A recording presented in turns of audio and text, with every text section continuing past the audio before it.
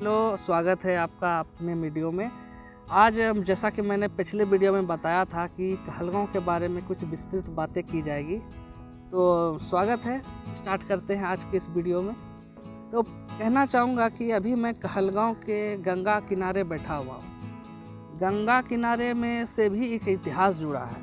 कहलगाँव का नाम कोहल ऋषि के नाम पे रखा गया है। कोहल ऋषि वो थे जिनके नाम पे कहलगाँव बसा है। अष्टावक नामक ऋषि थे, उनके पिता थे कोहल ऋषि, जिनका नाम महाभारत में कई महत्वपूर्ण ऋषियों में गिना जाता है। उन्होंने अपने शस्त्र प्रतियोगिता जीतकर अपने पिता को राजा के कैद से छुड़ाया था। और भी कहलगाँव के साथ काफ़ी सारे इतिहास हैं। जैसे मैं कहूँ कि महमूद शाह का मकबरा भी कहलगाँव में ही है। महमूद शाह वो थे जो बंगाल के शासक हुआ करते थे। उन्होंने बंगाल बिहार जब एक था उस समय का वो नवाब थे।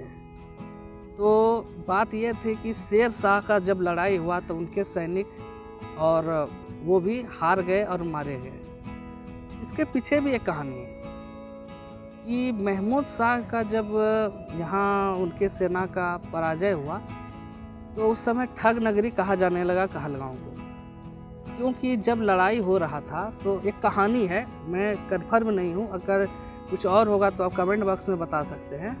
तो ये था कि कहानी कि अंग्रेज़ों ने शेर शाह का सपोर्ट किया और जिस लोहार को दिया गया था कि महमूद शाह का हथियार बनाने के लिए, तलवार बनाने के लिए, वो कहलगाँव का लोहार था। और अंग्रेज़ों ने शेर शाह का सपोर्ट करने के लिए उसे और कुछ पैसे दिए। अब बोला कि तलवार बना रहे हैं ठीक, लेकिन कच्चे लोहे का बनाए और दिखने में एकदम असली लगे। तो वही किया उसने और वो तलवार लेकर महमूद शाह लड़ने गए और जैसे ही उनकी लड़ाई हुई उनके सारे सैनिकों के तलवार एक एक करके टूटना शुरू हो गए और वो सारे मारे गए। तो इस तरह कहलगाँव को ठग नगरी भी कहा जाता है। और ठग नगरी पहले से भी था और अभी भी वैसा ही है, क्योंकि आज भी आप किसी भी चीज़ की कीमत का अंदाज़ा लगाएंगे तो कहलगाँव में आपको सबसे महंगा मिलेगा। कोई भी चीज़ हो, यहाँ सब कुछ महंगा है, ठग ज़्यादा होता है। तो और भी एक इतिहास है कि बगल में ही विक्रमशिला विश्वविद्यालय है। यहाँ शिक्षा का केंद्र था, देश विदेश के लोग आते थे, यहाँ पढ़ते थे, शिक्षा ग्रहण करते थे। आज उनके अवशेष यहाँ अभी भी है।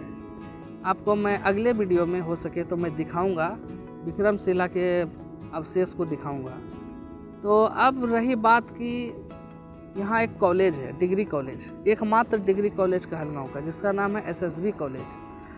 पहले यहाँ अंग्रेज रहते थे, अंग्रेज का शासन था और अंग्रेज़ों के द्वारा बना हुआ ये बिल्डिंग था जो अभी भी है। इसमें अभी कॉलेज है, पर पहले नील की जो खेती हुआ करती थी तो नील का स्टॉक यहाँ हुआ करता था। नील का स्टॉक यहाँ होता था और यहीं से सभी आसपास के जगहों में भेजा जाता था। और नील का उपयोग जानते हैं, सफ़ेद कपड़ों को नीला करने में किया जाता है। इस तरह कहलगाँव काफ़ी साल से एक जुड़ा हुआ है। कोहल ऋषि जहाँ मैं बैठा हुआ हूँ, शायद यहीं कहीं गंगा के किनारे आकर तपस्या किया करते थे। आपको दिखाता हूँ गंगा का व्यू। ये देख सकते हैं कहलगाँव के गंगा के किनारे। अभी तो बाढ़ के कारण मिट्टी धंस गई है, पूरा धंसान हो गया है, पूरा मिट्टी कटा हुआ है। हर साल बाढ़ आता है। इसी तरह बगल में बटेश्वर स्थान है, वहाँ भी अगले वीडियो में हो सके तो दिखाऊंगा। बगीचा है, मंदिर है, यहाँ पे हनुमान जी का बहुत पुराना मंदिर है। अंदर अभी अठखेलिया कर रहे हैं, खेल रहे हैं। काफ़ी सारी चीज़ें हैं यहाँ एक्सप्लोर करने के लिए। मैं तो कहता हूँ कि यहाँ एक टूरिस्ट प्लेस भी हो सकता है। अगर इतिहास की जानकारी अगर जिसको हो कि इतना गौरवान्वित इतिहास कहलगाँव का रहा है तो लोग क्यों न जानना चाहेंगे, लोग आएंगे, घूमने आएंगे। और भी बताऊँ तो कहलगाँव में 3 पहाड़ है जिसको शांति बाबा का पहाड़ कहते हैं। वहाँ भी बहुत अच्छा टूरिस्ट का अट्रैक्शन है। वहाँ बाबा शांति रहते थे, उनकी समाधि है वहाँ। और भी कई सारे एक्सप्लोर जगह हैं जहाँ मैं अगले वीडियो में बताऊँगा। यहाँ जहाज़ लगी हुई है और ये कलकत्ता से आती है। यहाँ फेरी वाला है, चलता है यहाँ से नौगछिया के लिए।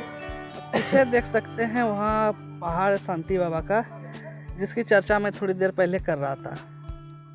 ये एक बट वृक्ष है, यहाँ लोग आकर छांव में विश्राम करते हैं। ये बहुत बड़ा वृक्ष है।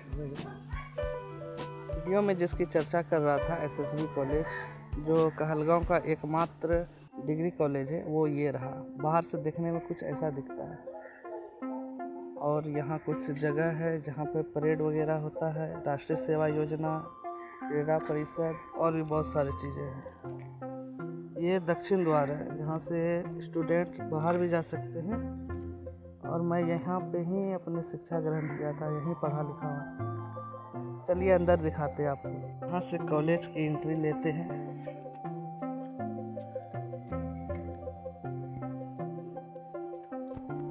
और ये पहले ज़माने के अंग्रेज़ों के द्वारा बनाई गई सीढ़ी ऊपर की ओर जाती है।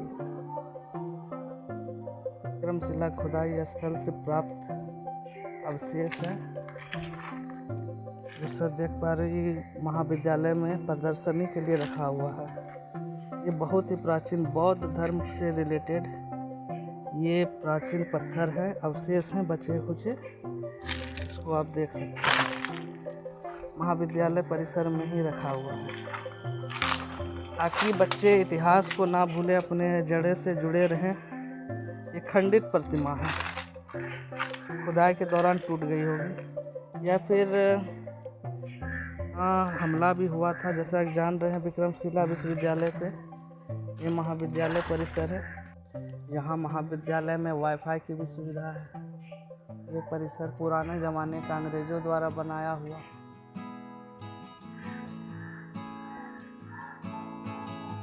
ये भी है, ये हमारे पीने का पानी का टंकी, ये ऊपर जाने का रास्ता काफ़ी ऊपर है।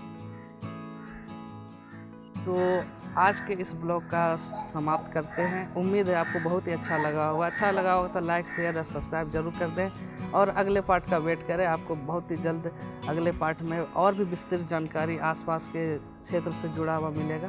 तब तक के लिए बाय बाय।